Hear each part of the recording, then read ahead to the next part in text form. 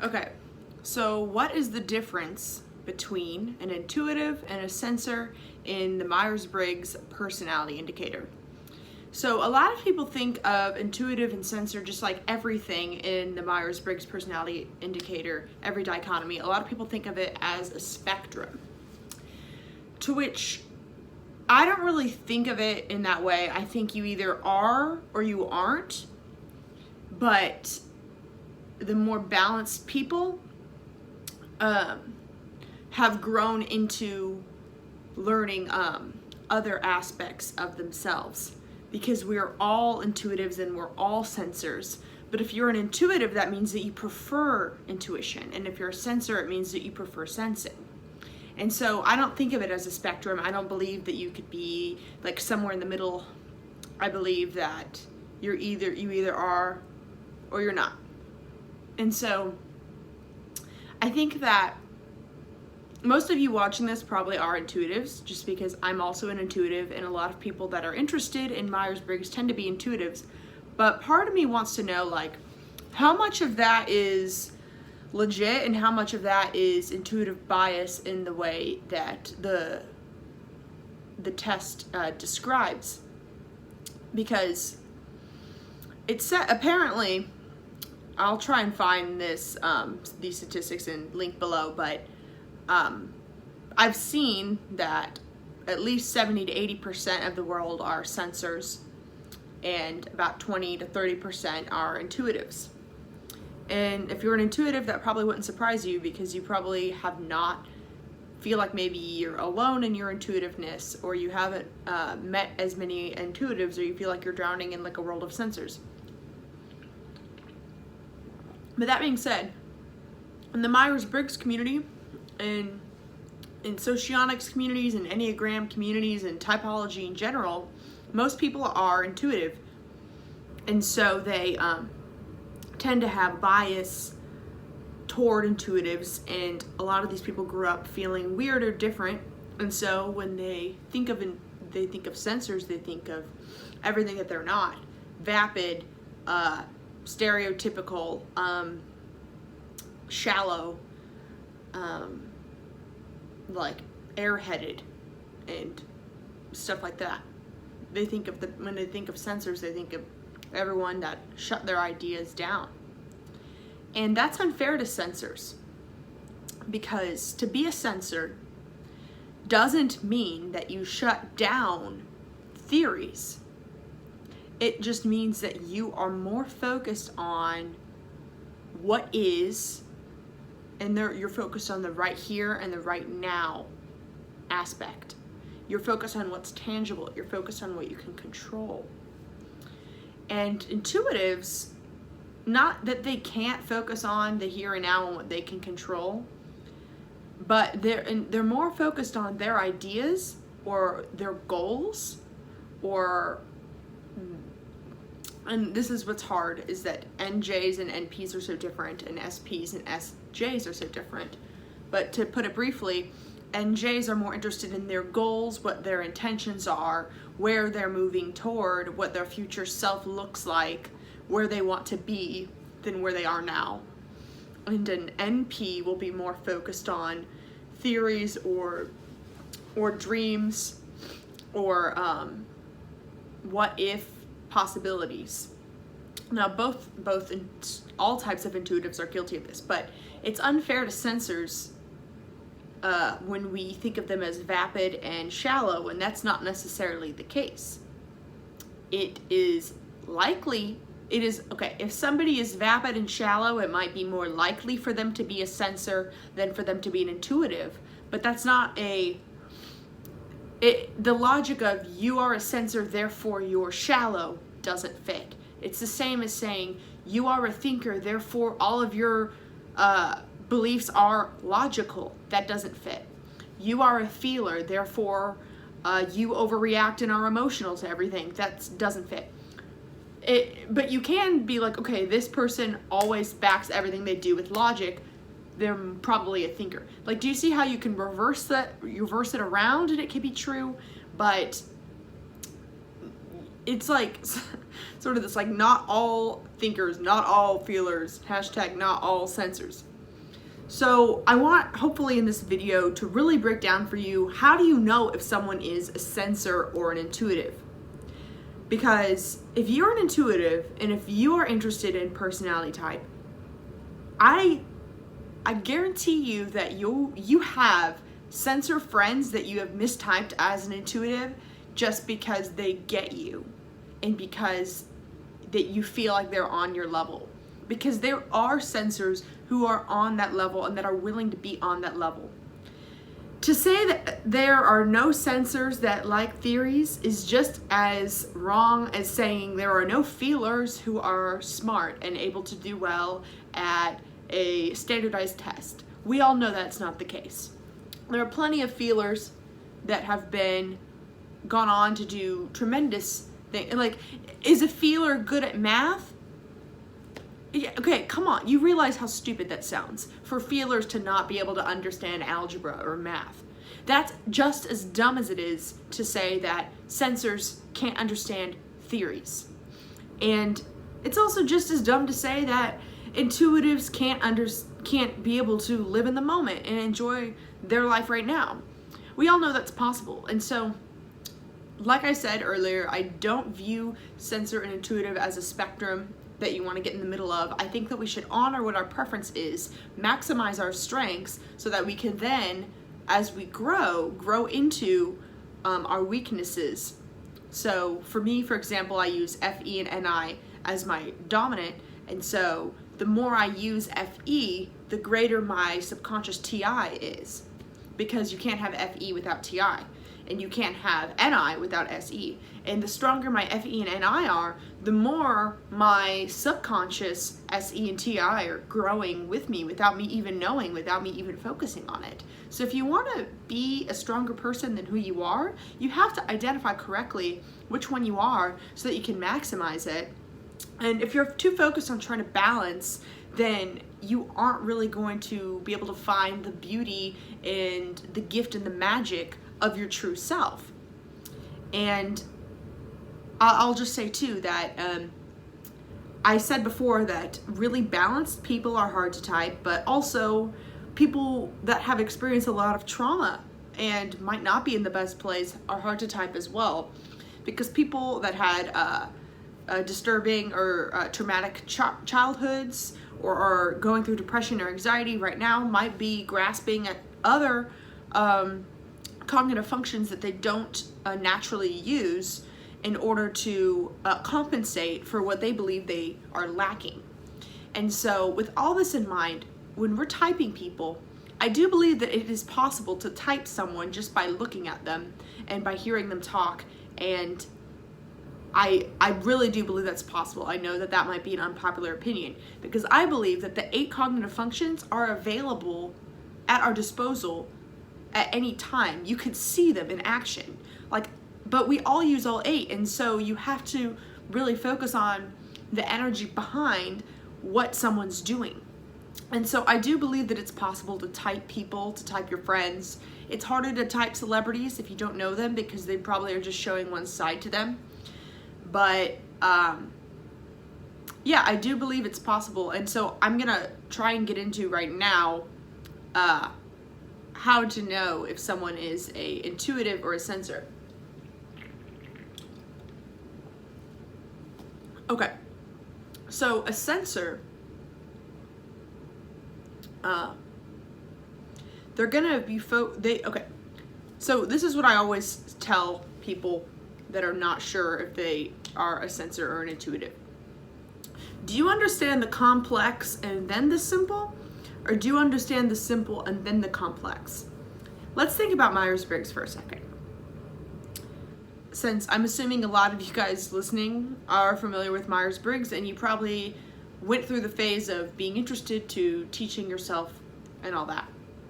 If you are a sensor, you probably grasped the generalities of, okay, feeler or thinker, sensor or intuitive, I get it. Cool, I get the simple concept that is personality type. An intuitive more likely won't understand the simplicity until they went deep into the functions, or they really read a lot about it and stuff like that. An intuitive won't understand. Okay, actually no, I have a better way to put this. My sister, who is an ESFJ, she typed, okay, my uncle claims to be an INTJ, but I'm almost positive he's an INTP. And I was like trying to think about like, oh, well, he seems to use NE and not NI. And I was like really deep, like trying to think about the complexities. My sister, who's an ESFJ, goes, of course he's a P.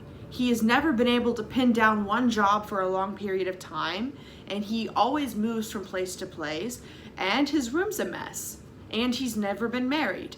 Like the way that my sister said that, it almost seemed like glossing over all the complexity that is personality type and functions. But also the way that she said that really was able to grasp the sort of simple nature of Myers-Briggs that I was complicating. And a lot of sensors have always said that I'm overcomplicating things, especially ESFJs, because they tend to understand my extroverted feeling, but don't quite understand where it comes from.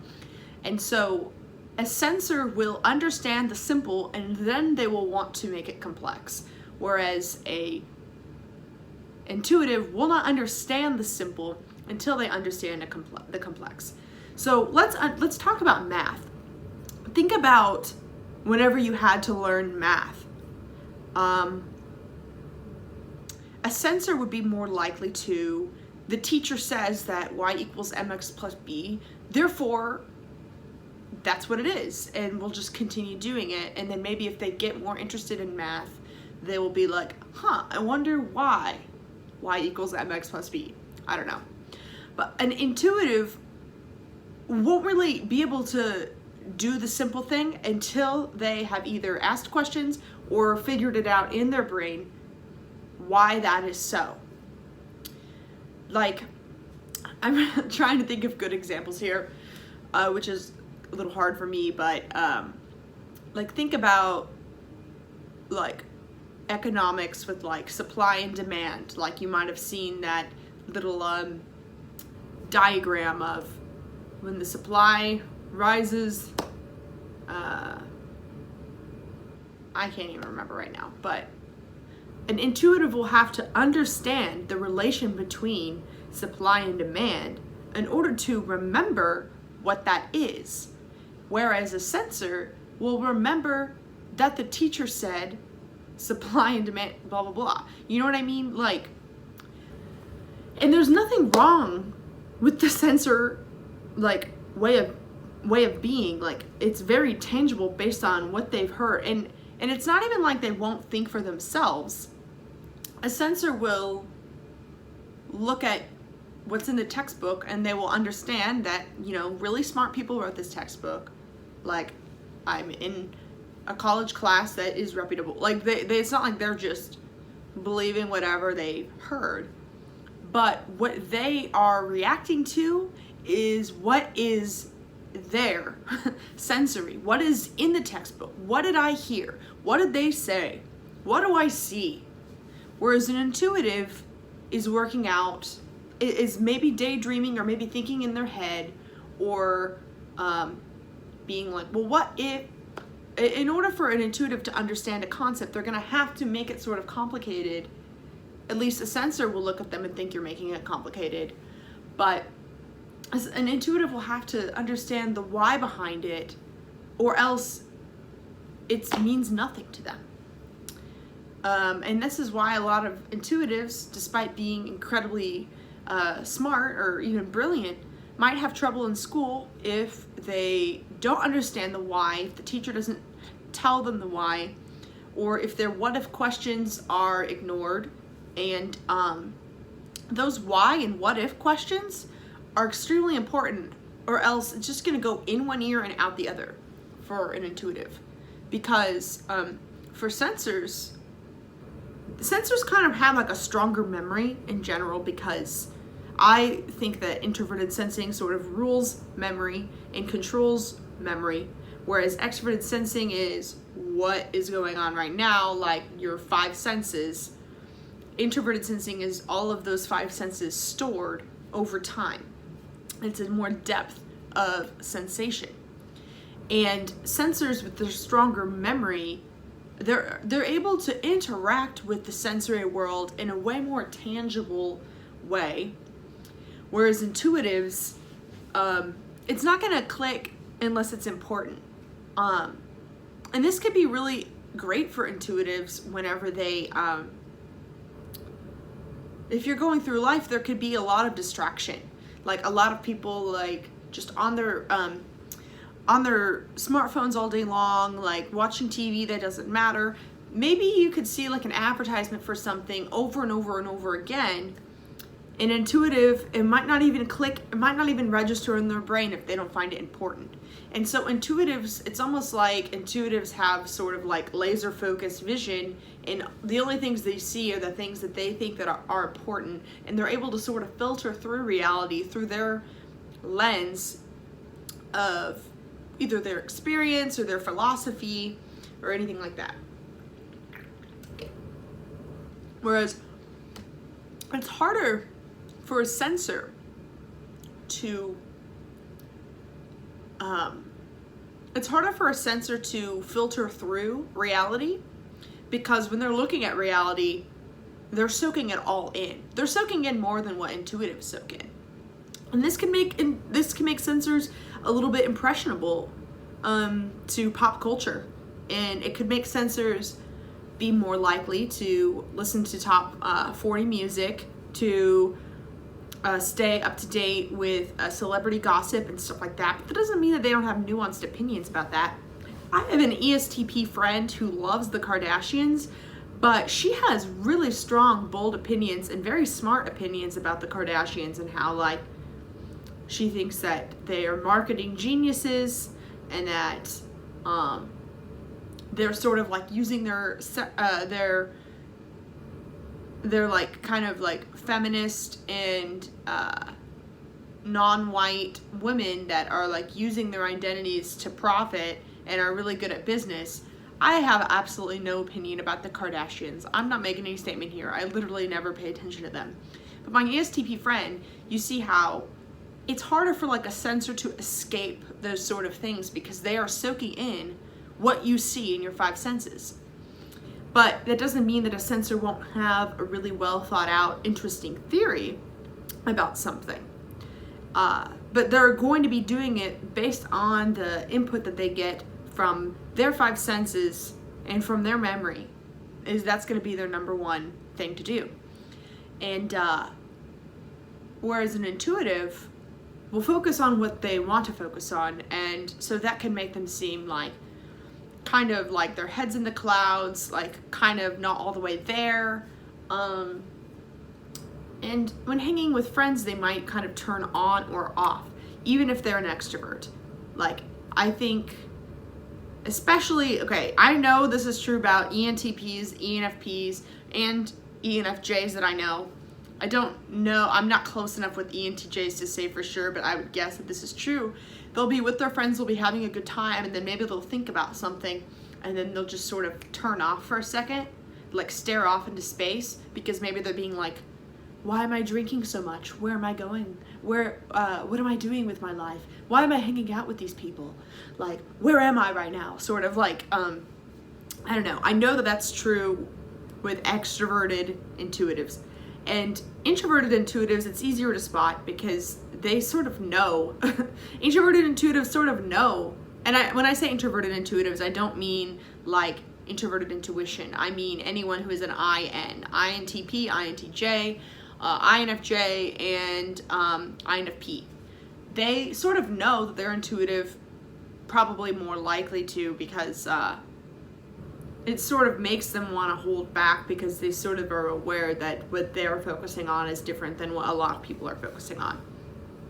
But okay, I want to try and make this short and cut this here. This is a really large topic that cannot, like, one video cannot do it justice. The difference between sensors and intuitives, there's so many different avenues I can go with this, but what I really want to leave you with is to not like bias or to not stereotype people based on like how intelligent you think they are, how many cool theories you think that they have, how weird they seem to be. Like, these are like symptoms. They aren't the root of what an intuitive or a sensor is. Sensors can have tremendous theories just as much as a thinker can have strong feelings. Like, you have to just focus on the root of where it's coming from and where the preference lies and what are they focused on. A sensor will have a harder time filtering through reality. And okay, let me be more specific here. NJs are able to sort of laser focus, this is what I want, and like only notice what they want and just sort of go full speed ahead. And NPs can get themselves out of situations they don't want by visualizing like a possible reality that is different than what they're in now, and can sort of motivate them to jump from place to place. Like, maybe they're in a relationship they don't like, and then they can envision what it would be like to be single, and so they hop. And SJ has a really hard time visualizing what life would be like if it wasn't like how it is now. I've always said that I think that NJs have the easiest time taking a job change, taking on a new relationship, moving to a new place, because they always are sort of like mentally already graduated or mentally already transitioned before the transition happens, and so it's a lot smoother. Whereas an SJ is the complete opposite, where an SJ, most SJs that I know that went to college had a really hard time at first because they missed home, and they had a hard time, because they're very stubborn, and so they had a hard time adjusting to the new reality because it was so different from all the sensory, the depth of sensory input that they've had before. And so in an SP, is just focused on what they can control now, and is really more focused on tangibly what is around them. It has a harder time knowing whether you're on the right track or where you're going to be. An SP will really equate themselves to what their actions are right now, and they might have a hard time realizing like how far I've come or where I'm going, things like that. So I hope that this helped. I hope that this can help squash some of the stereotypes. If you have any specific questions about the difference between intuitives and sensors, please comment below, because I would love to get more in depth in this topic. I've thought about it a lot, and I'm very passionate about it because I want intuitives to be able to feel more understood, but I also want them to understand. I feel like in order to be understood, you must understand, and you must understand where sensors are coming from if you want them to understand you. All right, have a great day.